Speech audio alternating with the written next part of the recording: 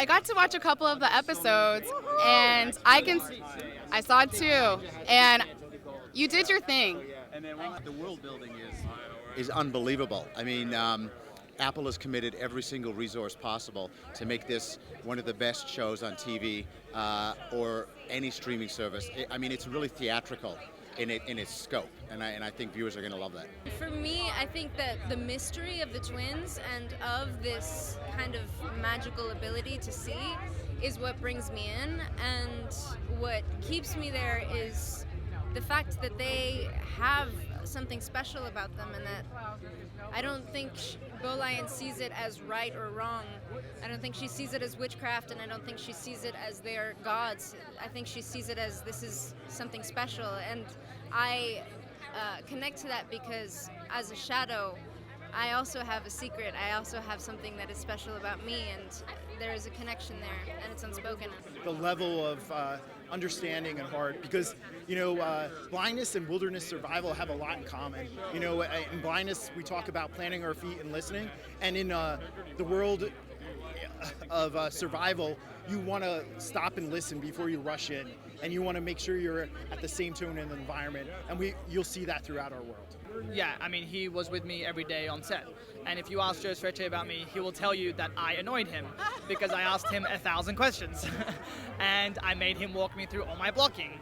And you've seen the second episode, so you know, like, some of the things I do are a little bit complicated. So Joe was there with me every single step of the way. Literally, if you look at the frame, he's just one step off camera, telling, just everything. I wish we should do an interview together so he can tell you how annoying I am.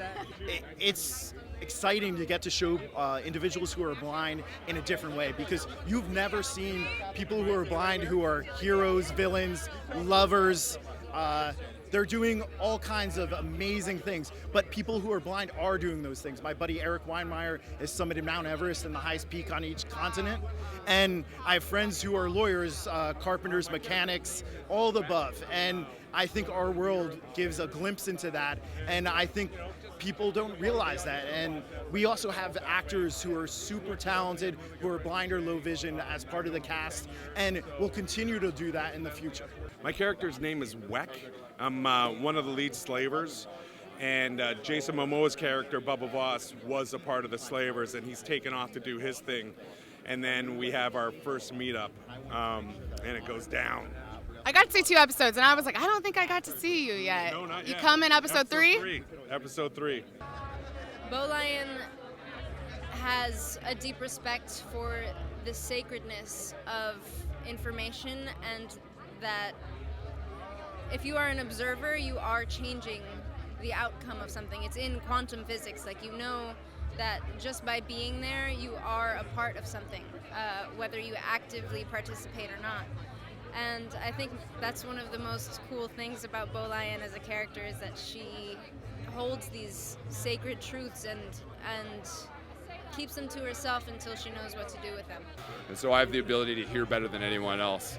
And just working with that, it informs the way you move, it informs the way you approach everything. The fights in this show are going to blow people's minds. It's incredible. It's a gift to be on a show like this and work with a company like Apple. And you might get some flack. I saw also some of the things that your character does. Are you ready to be possibly America's favorite villain? I'm okay to be America's favorite villain. I just hope they understand that, I'm misunderstood, and, I felt underappreciated. We gotta make sure everyone feels seen at the table. And when we don't make people feel seen at the table, they do bad things. My character, my own backstory, was actually being trained to be a shadow when he was stolen from the village. I play the Witchfinder Aira. So Tamakti Jun, who is the head hunter working for Sylvia Hoek's character, I'm one of his left-hand men. So I help. I'm not really recognizable. Normally I have platinum blonde hair and I have a lot of applications on my forehead. I definitely don't look like this right now. We're seeing you all cleaned up. Yes, exactly. So I'm the Witchfinder Warrior.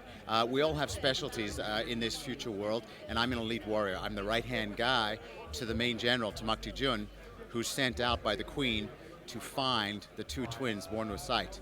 And so whenever we run into trouble, our general looks to his right-hand guy to solve it with whatever tools we have at our disposal for warriors. There's a lot of fighting, that's what I'm hearing. There may be a lot of fighting. And hurting. It's a world of hurt, yeah. For anyone who comes across us, at least. We worked with an amazing stunt coordinator and fight coordinator who really embraced the blindness, and I worked closely with the fight coordinator. He came to me early on to figure out how people who are blind who fight.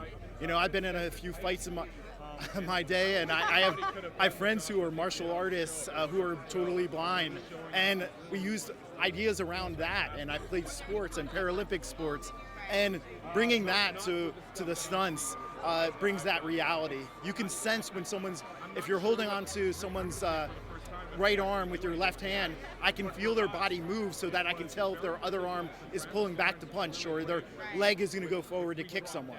It's phenomenal. The company just really cares about the product. And what we did from the very beginning, we were working with people who are blind. We were working with echolocation. We were working with blindfolds on. It was like some of the craziest things you've ever done. I loved it. We spent like a 2-week, 3-week rehearsal process just diving into that. Movement coaches, working with dancers. Yeah, it was heaven.